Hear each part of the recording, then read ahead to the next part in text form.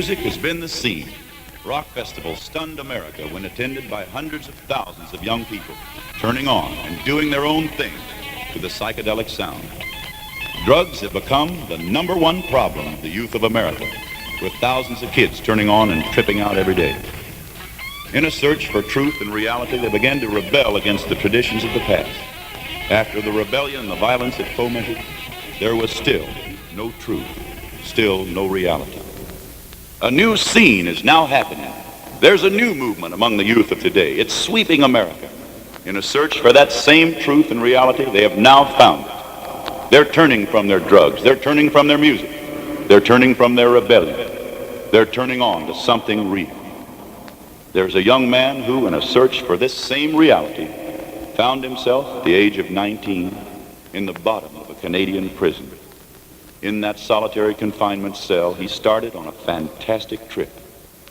He's here tonight, so you can experience the excitement of his life that led him from a bum trip to the trip beyond. From Saskatoon, Saskatchewan, Canada, would you welcome Brian Rudd.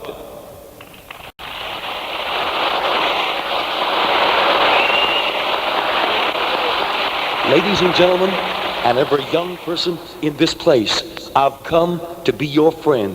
I hope that I don't give any one of you the impression that I have all of the answers or that I know it all. Because as far as I went in school was grade 8. I tried going to grade 9, but I beat up the principal, lit some fires and shot some drugs, and they kind of asked me to leave. I'm going to take you on an experience that you'll never forget and turn you on to a natural high. I'd like to begin at 15 years old, where the action really begins, but I'm going to take the first few minutes to share with you how the life started out for me. And so here we go.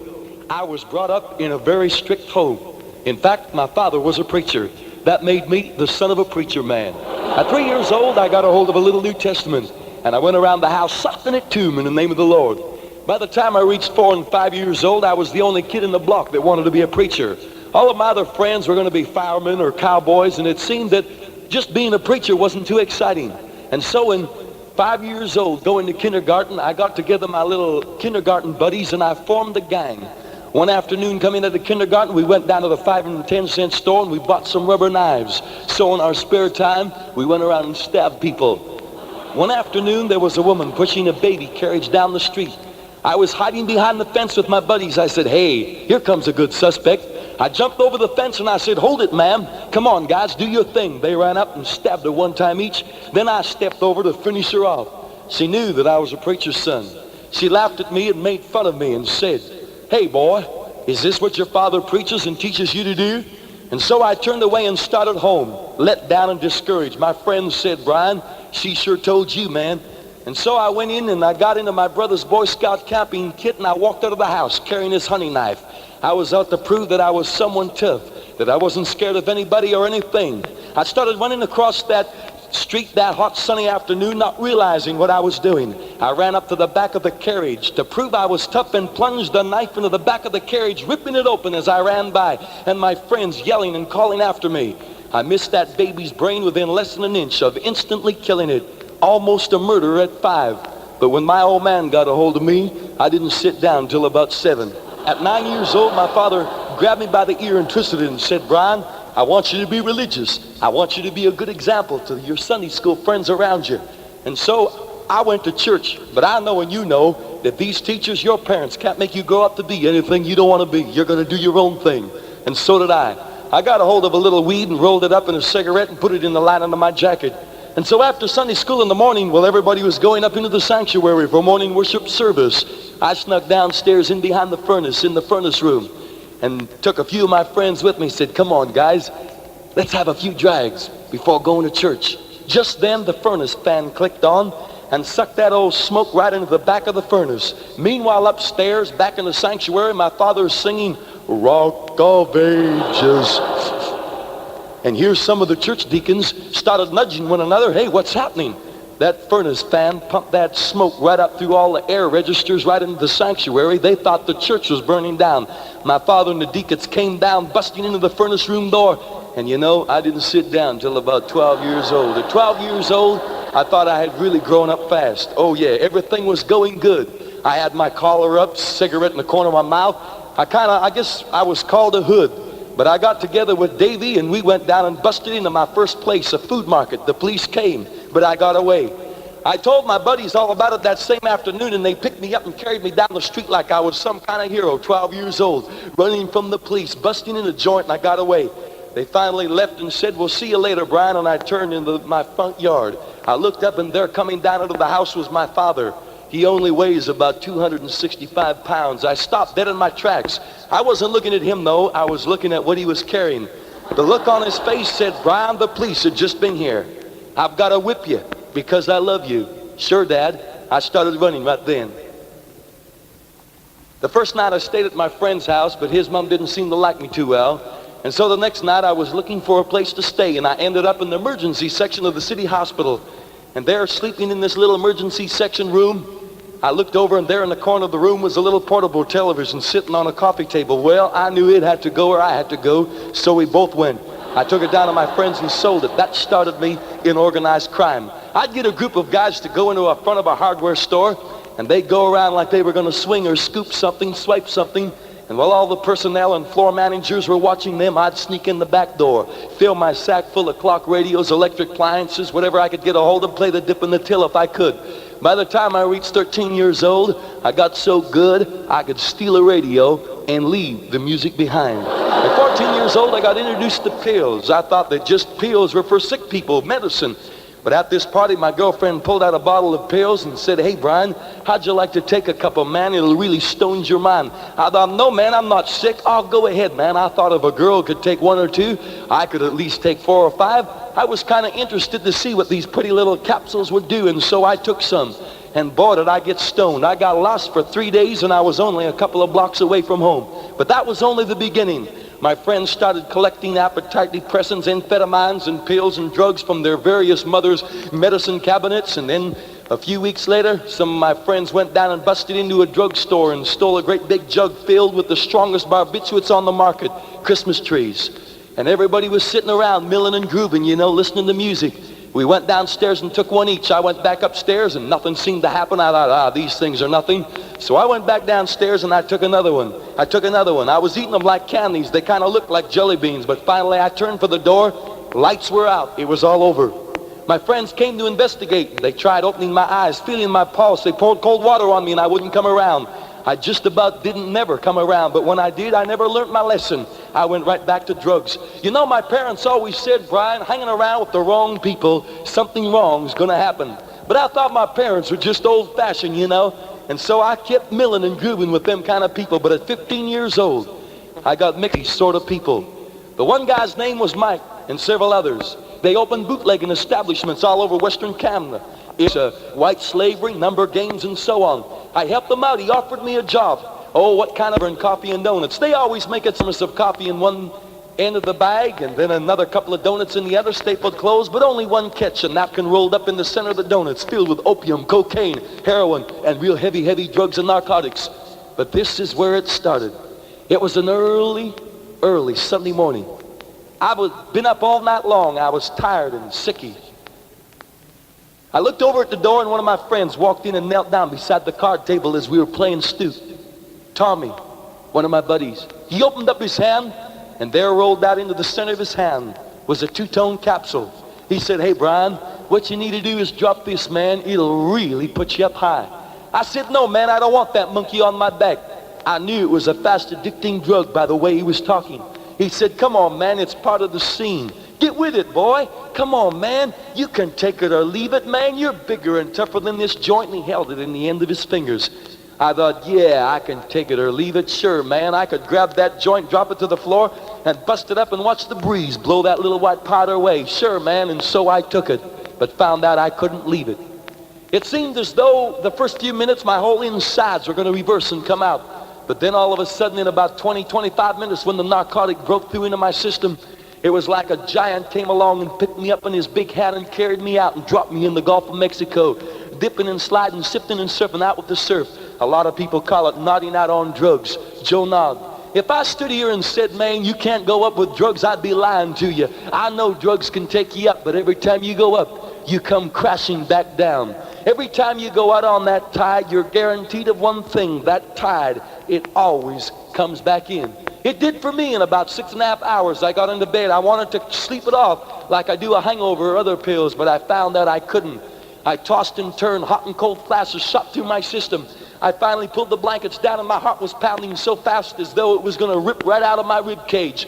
I ran across the floor and picked up the telephone and the blower and I said, "Hey Tom, man, what'd you give me? I think I'm going to die." He said, "Oh, come on, man, cool it. This is your first trip, man. What you need to do is drop another one and kind of even it out." I thought I was going to die anyway, so why not? And so I did.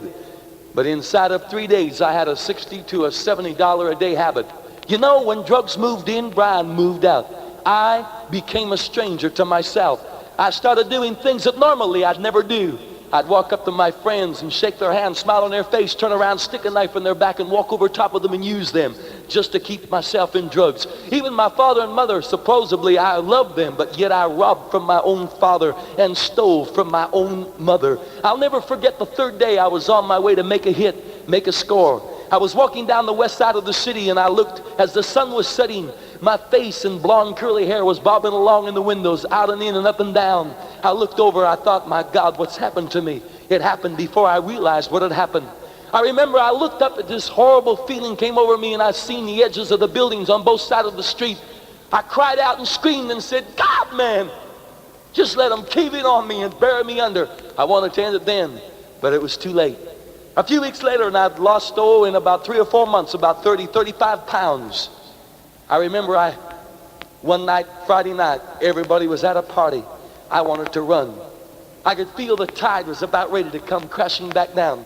Run from my mother, my father, run from the doctors, the lawyers, run from my friends, run from the pushers, and I tried even running from myself.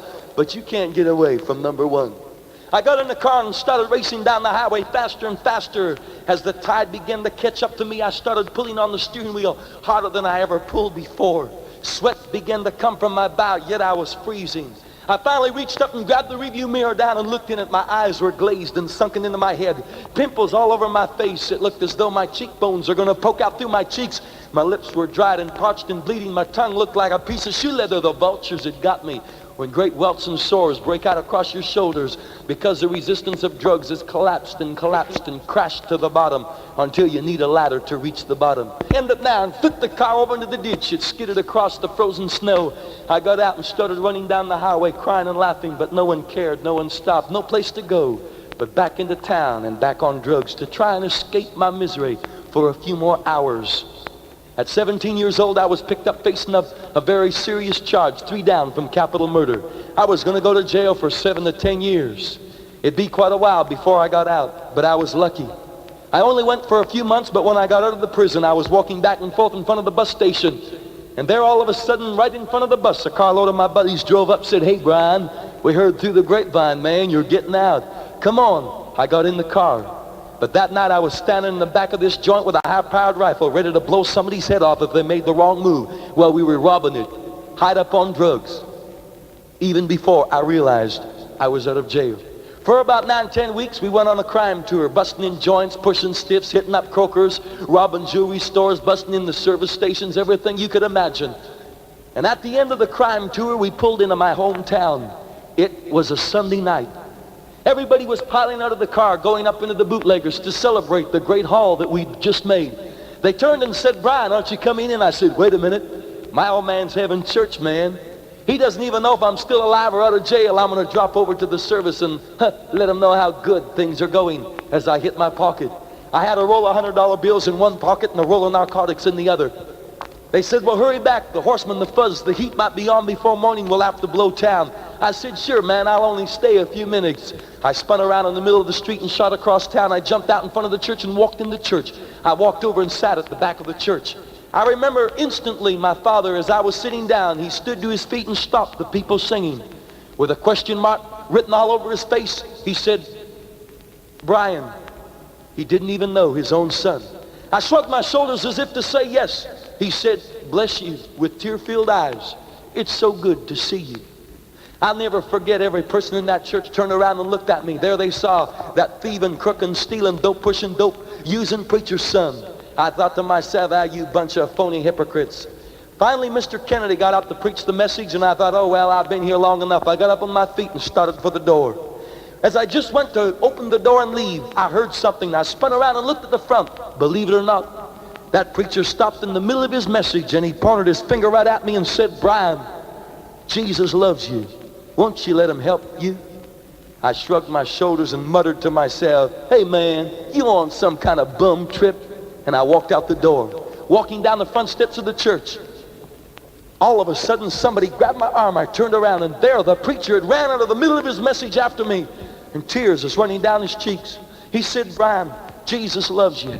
He wants to help you.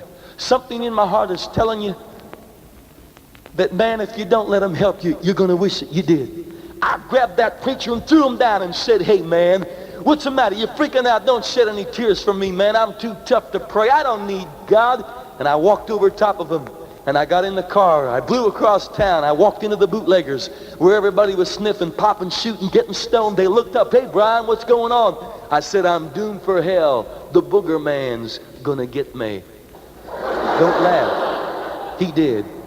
5 nights later, we were planning an armed robbery. The biggest armed robbery in my hometown. That night I went out and checked for the last time to make sure everything was going to go off like clockwork. It was after midnight, and we were going to stick the joint up at 5:25 just before their May double bank deposit that they made every Saturday morning. As I walked up the stairs of the apartment where I left some of my friends that were going to stick the joint up with me, I heard a shot ring out. I thought, uh-oh, somebody's tripped out. Somebody's freaked out on a bum trip. I ran up the stairs and busted in the door, and I looked, and another guy, Laner, was standing in the washroom door, and he pulled the trigger of a high-powered rifle. My buddy had just ducked behind the kitchenette, and the slug went into a stack of LPs on the record player and blew them around the room like confetti. I walked in, I said, guys, you're going to have the horsemen, the fuzz, the pigs. The heat's going to be on. We might as well call it off. And they were waiting for me. You make a wrong move, take out the wrong person, steal somebody's stash, don't cut somebody in, and they're going to get you. They're the kind of people that one mistake is just one too many. They gathered around. There was only one guy I could trust, and so I turned around and called his name, but I hit the floor. I couldn't breathe. Finally, I grasped some air into my lungs and pulled myself up into the chair. I looked over, and the door was only a few yards away, but it seemed I'd never make it out. It was like I was on some kind of wild exhibition ride. The floor seemed to be coming up, the ceiling was coming down, the walls was coming in. I thought, I'll never make it, but I've got to try, and I pushed myself out of the chair and started for the door. I grabbed the door and opened it. I got out in the hallway and felt a release. I head for the stairs. The stairs was moving, and I plunged down the stairs. I hit the landing. I pulled myself up on the railing. I tried to move, but my right side was paralyzed. I bent over to grab my leg, and it just fell like a piece of wood down to the next step. I finally went to stand up straight, and it seemed as though someone had sewn my insides together. And as though they were ripping apart, I unzippered my winter jacket, and there the blood was oozing through my belt loops. I undid my jeans and lifted up my shirt, and I was stabbed with a butcher knife in my lower abdomen to the center of my backbone. And my insides and blood just literally fell out into my hands. I lost over 4 liters of blood in just a matter of so many minutes. To make a long story short, I finally made it to the hospital before they blew my head off, or tried to blow my head off that same night. I was on my bed or back for about 6 weeks. And finally, the last time I was released from the hospital, I weighed 118 pounds. From doing drugs so heavy and then getting stabbed, I walked out of that hospital like a walking corpse. I stayed at home. I wouldn't take any kind of pills, aspirins, 292s or nothing. My parents were with me at all the time, but 10 days later, I was home alone. Another afternoon I'll never forget. I was sitting there watching a bit of television. I wouldn't do nothing but just sip a little bit of fruit juice. I was so skinny I couldn't sit down for more 4 or 5 minutes. Felt like the bones are going to poke right through my skin.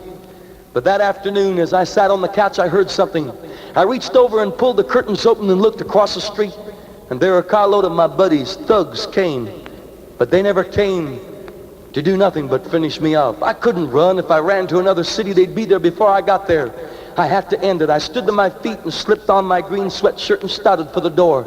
My hand reached the handle of the door, and I turned to say to the empty, silent house, well, thanks. I thought maybe when my parents came home, they'd at least know. I said thanks. I started out the door. As I started across that asphalt street, I wondered if I'd hear a machine spray me full of lead or feel that asphalt crash up beneath my feet.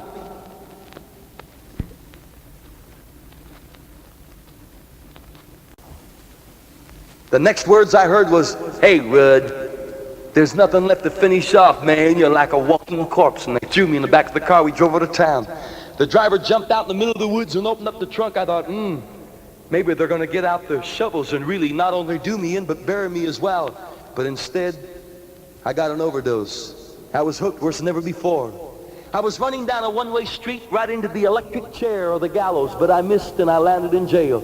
5 months later, facing up to 30 years on 3 very serious charges.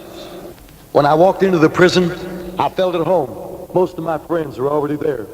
The first day in jail, we stole a butcher knife out of the kitchen. The next day, some drugs came in over the wall. We put it in the end of a tube of toothpaste and shot it through the other end of the prison. The next day, we gummed the hacksaw blade up underneath the cleaning bucket and snuck it out of the boiler room. A few days later, I sat down in my cell and wrote out a letter, put it in the bottom of my tobacco pouch to sneak it through the garbage, and they'd mail it on the outside of the prison, which is called shooting a cat over the wall. But they caught me with that. Here I was going to court while I was in jail waiting to go to court, and they sentenced me to the hole. Solitary confinement. It's like a cage, buried in concrete under the prison. Only 7 short feet long.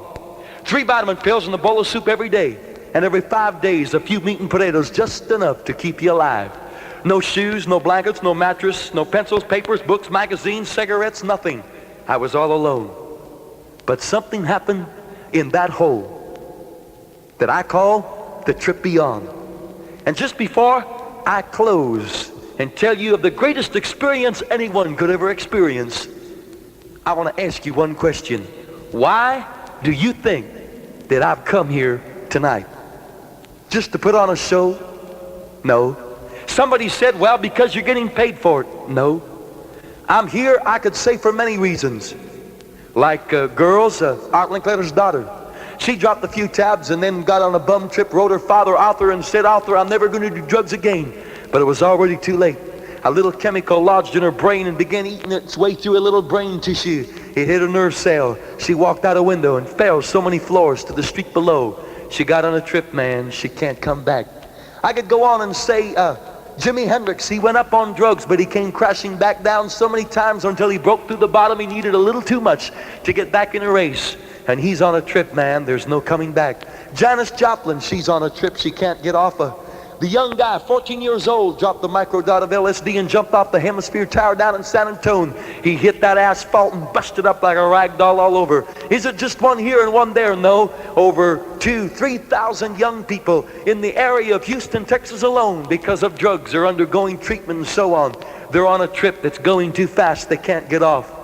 But the main reason I've come is because of my best friend, Arthur Newman. We stole together. We took drugs together. We did a lot of things together. But he can't be here. You might not like me, but I know you'd like him. He was a real cool dude. He just dropped a few tabs to go on a wild trip. And so he started tripping out at this party after dropping just a few tabs, you know, just to turn on a little. Nothing wrong with that. I was going to meet him there possibly later. And as he sat down beside the record player and the music began to play, his eyes began to roll back into his head. He began to freak out and hallucinate. They asked him to leave, but he wouldn't leave. And so the guy that owned the place, Peter, he came over and he says, come on, man, get out of here. Go home, sleep it off, do something. And so he grabbed him by the arm and picked him up out of the chair and walked him over to the front door. Newman said, hey, man, don't kick me out, please, and started to kind of fight with him. He shoved him out the door and said, man, get out of here or we'll kill you. They didn't mean it, they just said it. As my best friend stood on the top stair, he looked down and blood began to run over the stairs. He waded through the blood. There in front of him, the sidewalk opened up and fountains of blood began to bubble up out of the ground. He got in a cab, shot across town and got a doings and put it in his belt, done up his jacket and came back and walked in the same front yard. There, the blood was still running over the stairs. As he stopped again on that top stair, he opened up his jacket and pulled out that doings, which is a double-barreled, sawed-off shotgun. He was going to go hunting. It was a wild hunting trip. He was going to protect everybody. And he pushed his way through the front door. There coming down the steps, 21-year-old Tommy Little. He looked up and said, Newman, man, what you doing back here? Do we got to throw you out again? Newman turned around and pulled that one barrel. and blew the guys all over the stairs. The national news carried that it buried his brains right up into the wall. When the blast hit the house, everybody hit the floor. Peter ran out into the hallway. My God, what's happening? When he seen the mess on the stairs, and he looked over, and Newman pulled the other barrel. Luckily, it didn't murder him as well, but it just paralyzed his side and from his shoulder down to his hand. A few blocks away from the place, the police scooped him. 2 days later, this is the thing. Coming down off of his wild trip, there he was in jail, not knowing why he was there. He felt so wasted as though he could pull his fingers right off from his hands and watch them fall to the floor. The guard came in, he said, "Man, what am I in here for? A drunk charge, speeding fine? Or I want to pay my fine and get out of here, man." And the guard looked at my best friend and laughed in his face and said, "Hey man, who you trying to kid? You're never going to get out of here. If you're lucky, you're going to hit the gallows, the chamber. Maybe life." He said, "Don't ghost me out. What do you mean?" "You're in here for spreading your friends apart with your little old sawed-off shotgun." I tried to get in to see him at Prince Albert Penitentiary. They wouldn't let me in. He's doing life, the rest of his life. There's only 2 ways he's going to get out before his life is up, and that's suicide or a natural death. All because of a few little tabs. Hey man, if you know somebody on drugs, do me a favor. Please, feel sorry for them. There's something inside they're missing. Maybe say a little prayer. It just might help. Going back into the hole as I close, I walked back and forth them 7 short steps. The bottom of the floor to lay down on was only steel grates and rivets through the grates, and at 118 pounds, man, it wasn't too comfortable. There was a little cement ledge over in the corner of the cell that I kind of sat on. Finally, the guard came in. Kneeling down, he slid the bowl of soup and 3 vitamin pills and dropped them by the bowl just to the little slot, the bottom of the steel gate. I walked over and I was going to kick the bowl of soup up in his face. I thought the only front I've got is to be tough, to try and hold my mind together. I was so wasted and spaced out. My mind was hassled. But I thought, what's the use? I knelt down and I grabbed the 3 vitamin pills and slipped them down with some soup. And there I looked over at my spoon. I grabbed it in my hand. I thought, hey man, this is going to get me out of here. My next trip will be suicide. It'll get me outside these bars and guards and thick cement walls. I grabbed the end of the spoon and started bending it, and I broke it off. I grabbed the handle to snap it in my arteries and rip them out. But I was too weak and it was too dull. I reached down and started sharpening it on the steel floor. I finally looked up and 4 legs walked in. I looked up, it was 2 guards. "Hey Rudd, none of that, man. We got to keep you alive." They came in and took the spoon handle away from me. I fell back over into the corner of the hole. I began to bang my head against the wall. I wanted to die so bad. It began to bleed and swell. And finally I passed out. The end of so many hours had passed. I didn't know how long, but when I came to, the guard was there again with another bowl of soup. I got up and started walking towards him, but it seemed that the whole cell was spinning and tipping and turning on me. I walked over to him and I said, "Hey man, how long have I been in here?" I said, "Is it morning or afternoon?" I said, "Would you light up a weed and give me a few drags?" I said, "Hey man," as he kept shaking his head, "would you give me a Bible?" I was more surprised than him. His eyes widened. He said, "Hey, what's the matter, Rudd? You gonna turn religious?" I said, "Shut your mouth, man. I'd sooner have a Playboy magazine and thumb out the fold-outs." He said, all right, I'll get you the Bible." He walked out and got me a little Gideon Bible and set it in the bars. They wouldn't give me nothing else. I wasn't going to turn religious. Who needed religion? But I thought maybe it'd help pass the time away. I walked over and picked the Bible up. I opened it. I thought, well, I'm going to be in here for a while. I might as well read the whole thing. And so there in the beginning, it said the beginning. In the beginning, God created the heavens and the earth. It went on and on and on. With great education, it didn't seem to make much sense. I thought, hey man, maybe the second half of the book's going to get better. And there it was, Matthew. I was a preacher's son, but I'd never read a book of the Bible in my life. And so I started reading. In a few words, I was introduced to that Jesus. Everybody's talking about him. Everybody's telling me about him, but I turned me off. But I kept on reading. But something seemed to be different. When he reached even before 2 years old, King Herod tried to kill him. How about that? You dirty king. At 12 years old, his parents went looking for him and found him in the temple with a bunch of Pharisees and Sadducees. a bunch of C's that couldn't see anything, but at 12, little Jesus could see it all. You know, a funny thing was happening. I'd been awful alone all of my life. I lived a lonely life of crime and drugs. But you know, but something seemed to be different. When he reached even before 2 years old, King Herod tried to kill him. I thought, you dirty king. At 12 years old, his parents went looking for him and found him in the temple with a bunch of Pharisees and Sadducees, a bunch of C's that couldn't see anything, but at 12, little Jesus could see it all. You know, a funny thing was happening. I'd been awful alone all of my life. I lived a lonely life of crime and drugs. But you know, in that lonely hole, it seemed after that God brought that book in, I wasn't alone any longer. At 30 years old, it really started happening. He went to a wedding where they'd run out of wine, but Jesus came along and he turned the water into wine, and they drank wine all night. I thought, what a cool dude. I wish he'd come to my party. You know, every funeral he went to, he raised the dead. Even when he didn't have a boat, a raft, a canoe, not even a frog suit, and the disciples were out in the middle of the sea, he just started walking right on top of the water like it was land. You know, he could get to where they were. I thought, maybe he could get to where I am, but no. And then he went to this funeral, and I thought, he can't give back to that woman her dead son, but he did. I thought, could this be true? Could it really, really be true? I thought, wait a minute. They've tried to prove it to be alive for over 2,000 years, but yet it stood.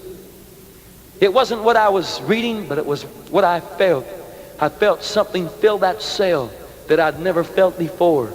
Something I'd never experienced on drugs. I dropped the book to the floor. I closed my eyes. I got scared. I thought, hey man, if I turn another page, that mighty Christ will stand 10 feet tall right in front of me. With that open book in front of me, kneeling down there in front of the book, I thought, maybe I better pray. But I'd prayed before. Shot, stabbed, overdose of drugs. Ended up in jail. God, if you'll do this, I'll do that. Trying to make deals with God. But it never seems to work that way. You know, my mother was dying a few weeks before. And the police came and said, Brian, your mom's dying. I said, big deal. Everybody's got to die at one time or another. I never shed a tear in 8 or 9 years. But as I bowed my head to pray this prayer, I just said, Jesus, if you're really what this book says, hey man, I'd like to be your friend. Don't take me wrong. I don't care if I never get out of jail. I don't care if I never gain a pound. As long as one day I can walk them streets of gold like the book says. I could feel as though someone had turned the sprinklers on and tears are streaming down my cheeks. I started brushing them away. I thought, I'm freaking out. It must be a flashback. What's happened to me? As I got to my feet. But something beautiful had happened. The real Brian I'd lost at 15 years old when drugs moved in and that real Brian had moved out. It seemed as though in finding Christ, I found myself. I felt love. I felt peace, what I always wanted. I was so light, it seemed as though I was floating around in space, but I was still scared to open my eyes. I knew I'd found this real Christ, the Christ of the book, the Christ of the Bible, the soul man that walked the shores of Galilee, seemed to walk out of that book right into my life. I looked up. I wanted to give God something. I felt so unworthy, but I thought, I've got nothing to give him. Hey, wait a minute, God. Just one more thing. There is something. It's only a 118-pound drug addict, criminal. But listen, if you'd like to have Brian, here I am. It seemed as though God just scooped me up out of that cell floor into his arms. And like I could hear him say, hey man, I'm never going to let you go. I thought, that feels good.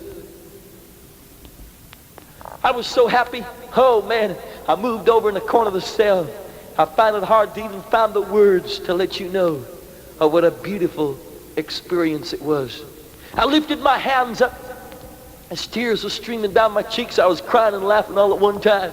I was acting like a holy roller and I wasn't even rolling. I said, Jesus, I love you. Listen, man, you're beautiful. I've really got you. I just felt so wonderful. Hallelujah, hallelujah, hallelujah, hallelujah, hallelujah, hallelujah. I heard something. I opened my eyes. I was still in jail, but that didn't matter. I found the real Christ. I turned around and looked, and here the guard came walking in. He he looked through the bars and he was stunned. He bumped into the bars and the soup had spilled, and there was soup all over his pants and all over his shoes. He looked at me and said, "Brian, what's going on in there? Did you see an angel?" I said, "Nope, Jesus just came walking in." Oh, he shook his head and took off running down the cell block. He never did come back alone ever since that day. He went out and got the warden and the rest of the guards, and they lined up in front of my cell, and the warden looked in and he said, "Hey, Brian, I've been running this prison for 20 years, and I haven't seen nobody look just like you. They tell me you seen God. Did you?" I said, as I walked over and picked the Gideon Bible up off of the floor, I said, "Well, warden, I didn't see God, but I sure feel him." I grabbed the Gideon Bible and shoved it out through the bars, and I said, "Hey, warden, how'd you like to let this real Jesus, that soul man, walk out of this book and turn you and these guards on?" The guards are already gone. The warden started backing away and said, "Hey, Brian, it's okay, man. You just stay in there and keep praying," as he walked down the cell block. I wonder where he thought it was going to go. The bars are only about 3 inches apart. I finally got out of the hole, and I was with the rest of the prisoners in cell block G, cell number 12. My time is all gone, but I've just got to mention the biggest and toughest gangster in the prison, Curly. He had spent 30 solid years behind prison walls. He was only 4 cells down from me. I walked out of my cell and went down to his cell. I wanted to just tell him how beautiful it was since I found this real Christ. I walked in and he said, "Brian, was that you singing last night?" I says, "Well, Curly, I don't know." I says, what'd you hear?" He says, "Oh, something like, 'Oh, how you love Jesus.'" Tears filled my eyes, and I said, "Yeah, Curly, that was me. And he loves you too." I said, "Curly, would you just let me pray?" And all the rest of the prisoners from the whole cell block had lined in beside the cell and around behind me, looking through the bars, and they started laughing and making fun. But Curly jumped to his feet and said, "Shut up! The next guy that opens his mouth, I'm going to hit him on the top of the head so hard, I'm going to cave his neck down to where his ankles is." I was scared. I wanted to run. I wanted to talk to him later. But I started to tremble and shake. I thought, oh, if Curly starts swinging, none of us will get out of here. But I reached out and said, "Curly, let me pray." And I put my hand on his hand that was on the chain that held the bunk out from the wall. And I felt his hand reach around and grip mine, and I thought, "Oh, Curly, don't break it." And I bowed my head to pray. I got so scared I didn't know what was going to happen, so I thought maybe I better try and protect myself. And so I grabbed the Bible and I laid it on his head. And I said, "Oh, Jesus, you got to make Curly happy. You got to turn him on. You got to do for him what you've done for me." I looked up and I said, "Come on, Jesus. You got me in this now. Come on and get me out." And just then, from underneath the book, Curly looked up with tear-filled eyes streaming down his cheeks and splashing all over his khaki jail shirt. A smile came over his face and he said, "Brian, you know, if I never helped anybody, he would have been worth it all." He jumped to his feet and cried out, "Hot dog, I've got it." I started running out into the cell block, and I ran up and down the cell block.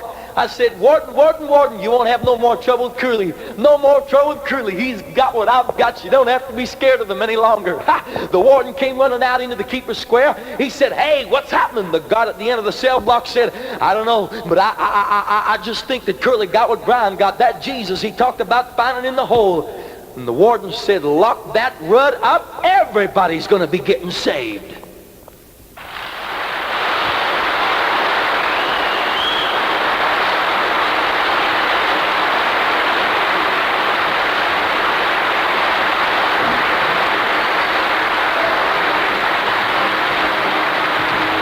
From that jail cell in Prince Albert, Saskatchewan, where he was awaiting trial, facing a possible 30-year sentence, he went to Queen's Bench Court, where God confounded the evidence against him. Hair and fingerprint samples refused to match. He was set free of all charges. He walked from that courtroom into schools, colleges, churches, and city auditoriums, speaking to thousands daily, relating to them the story from a bum trip to the trip beyond.